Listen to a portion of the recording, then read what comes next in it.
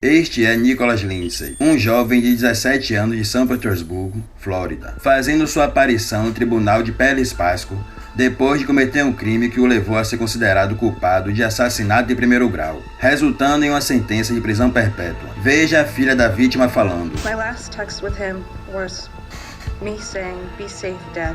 I love you." To which he immediately replied, "I will, sweetheart. I love you too." That was 1 hour before Lindsay went to shooting him. A voz que você acabou de ouvir é a de Amanda Crawford, filha do policial de São Petersburgo, oficial David Crawford, que perdeu a vida após o encontro mortal com Nicholas Lindsay no dia 21 de fevereiro de 2011. O oficial David Crawford respondeu a uma ligação para o 911 sobre um possível roubo perto de Tropicana Field. O oficial chegou rapidamente ao local e saiu de seu veículo quando avistou o ladrão misterioso, que mais tarde foi identificado como Nicholas Lindsay. Talvez vendo que o suspeito era apenas um adolescente, a maior falha de Crawford foi acreditar que ele tinha a situação sob controle.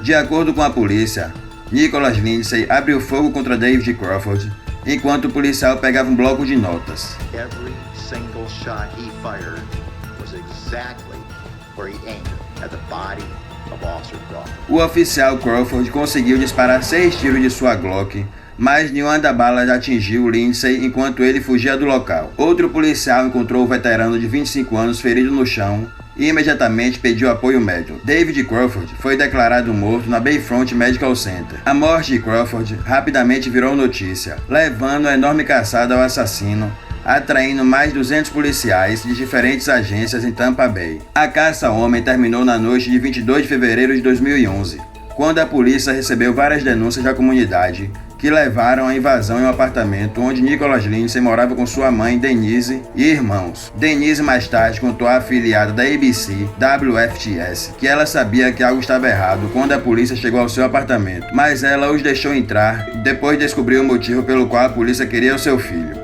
Denise não teve dúvida sobre a sua próxima ação e ela imediatamente disse ao filho que ele precisava cooperar com a polícia. Ainda falando com a WFTS, ela disse: I told my son, man up and tell what happened.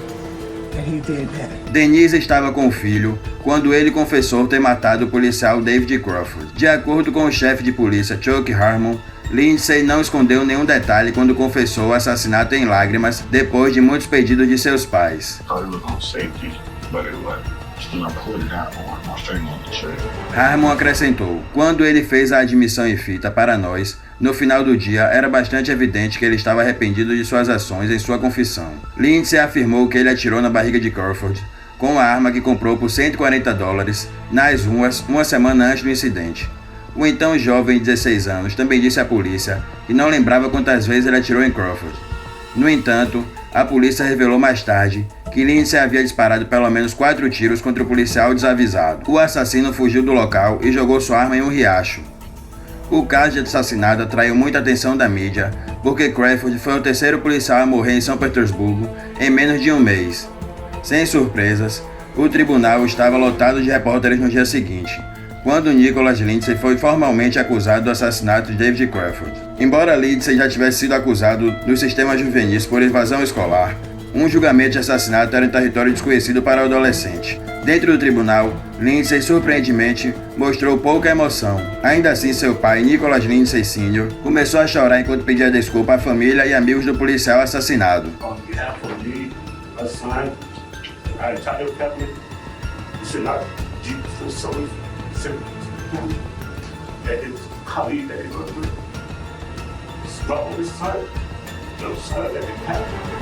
Depois de um longo julgamento, em março de 2012, Nicholas Lindsay, de 17 anos, foi condenado pelo assassinato de David Crawford e sentenciado à prisão perpétua sem possibilidade de liberdade condicional. Embora Lindsay tenha sido julgado como adulto, sua idade ainda era fundamental para ajudá-lo a evitar a pena de morte. 2 anos depois, a sentença de prisão perpétua de Lindsay foi mantida no tribunal após um recurso e o assassino condenado chocou a todos quando sorriu ao ouvir a decisão do juiz. Muitos ficaram surpresos com a falta de remorso demonstrada pelo adolescente, especialmente pela filha de David Crawford, Amanda. Dental Rights. Quando se trata de reações chocantes à sentença de prisão perpétua de assassinos adolescentes, muitos poucos chegam perto do sorriso arrepiante e a disposição despreocupada de Dental Wright, de 18 anos. que comparecia ao tribunal de julgamento do condado de Ann Arbor, Michigan, pelo horrível assassinato do estudante de ensino médio de 18 anos, Jordan C. Jordan. Jordan Klee estava no último ano da Pioneer High School e era também um dos melhores jogadores de futebol de sua escola. Ele sonhava em ir para a faculdade da Universidade de Michigan e ingressar no time de futebol. Infelizmente, esse sonho nunca se concretizou, pois Klee nem chegou à formatura do ensino médio. Em 4 de outubro de 2016, Klee foi encontrado morto por um funcionário da manutenção de um complexo de apartamentos em Pine Lake Village, Ann Arbor. Ele teve um único ferimento de bala na cabeça e seu corpo estava caído em um caminho fora do condomínio. Policiais foram imediatamente chamados ao local e uma investigação completa foi iniciada depois que a morte foi considerada um homicídio. Após algumas denúncias, 3 suspeitos foram presos em conexão com o assassinato de Jordan Klee: Denton Wright, Delano Grace e Jerry Ellison. Todos eram adolescentes na época do crime e supostamente pertenciam à gangue de rua. Vários meses após a morte de Jordan Klee, Denton Wright deixou todos surpresos quando ele confessou casualmente ter matado Klee com a ajuda de seus amigos durante uma audiência em junho de 2017. Wright explicou que o trio havia tentado roubar Klee quando as coisas ficaram feias e ele atirou na nuca dele. Um mês depois, Denton Wright se encontrou com os familiares da vítima no tribunal do condado de Wasatch. No entanto, qualquer pessoa que compareceu ao tribunal esperando um processo pacífico ficou decepcionado depois que o tribunal ficou brevemente confuso após o juiz ter ameaçado rejeitar o acordo de sentença devido ao comportamento terrível de Denton Wright no tribunal. Quando um membro da família leu uma declaração de impacto em nome da mãe enlutada da vítima, Denton Wright pôde ser visto sorrindo e quase rindo da dor da família de sua vítima. Não prestando atenção à embaraçosa demonstração de petulância de Wright, os membros da família deixaram a maior parte da multidão sentada no tribunal em lágrimas com o parágrafo final da declaração de impacto de Karen C. Wright irritou ainda mais o já irritado juiz quando ele se dirigiu ao tribunal e, em vez de se desculpar com a família de sua vítima, o adolescente assassino optou por mandar um recado para sua própria família. Ele casualmente disse: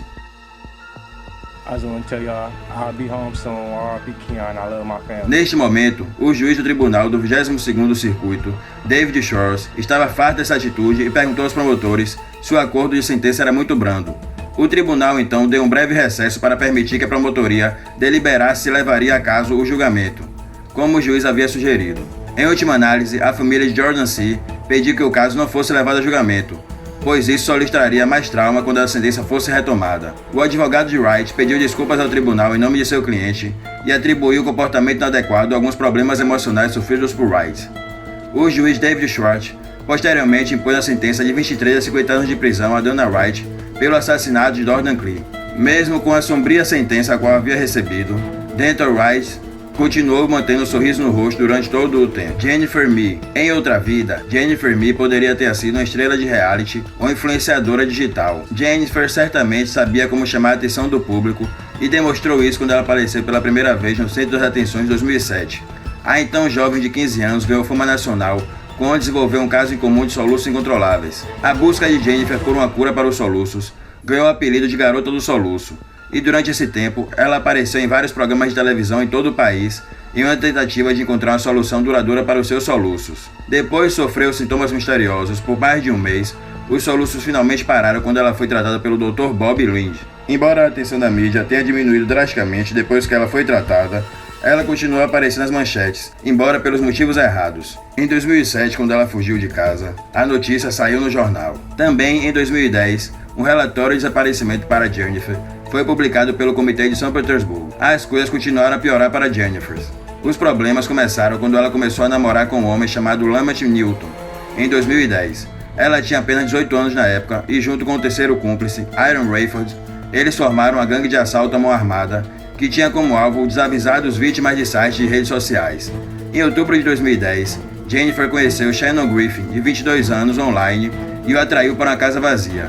Quando a dupla chegou à casa, Jennifer o levou para os fundos, onde Newton e Rayford já haviam preparado uma emboscada. Griffin foi baleado várias vezes com uma arma calibre 38. Lee e seus amigos fugiram com menos de $50 de seu dinheiro, deixando-o morrer devido a ferimentos à bala. Todos os 3 suspeitos foram presos poucas horas depois que o corpo de Griffin foi descoberto. Sua prisão foi relativamente fácil, dado que o trio vivia junto até a polícia os capturar. Todos os 3 amigos foram posteriormente acusados de homicídio em primeiro grau, embora a polícia tenha conseguido descobrir que Jennifer não havia puxado o gatilho. Em novembro de 2010, Jennifer apareceu em audiência no Tribunal do Condado de Pellis para convencer um juiz a libertá-la sob fiança. Embora ela não tenha falado durante a audiência, o microfone amplificou seus altos soluços enquanto ela estava ao lado do advogado John Trevino, que implorou ao juiz que a libertasse sob fiança, porque ela não apresentava riscos.